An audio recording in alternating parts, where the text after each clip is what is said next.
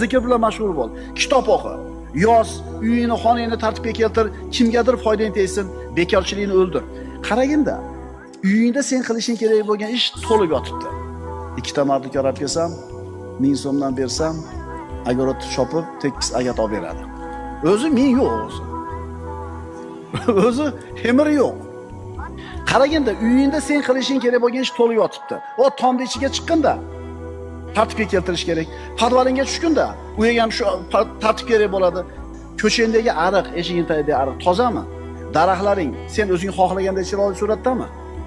Birodarlar, musulmon odam bekarchi bo'lishi mumkin emas. O'tirmaysizmi, dada, sizga nima deysiz?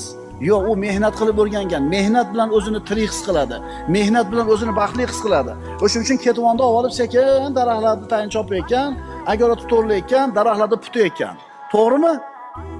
O'shuning uchun mehnat qiladi qarilar. Tushundinglarmi endi ukalar?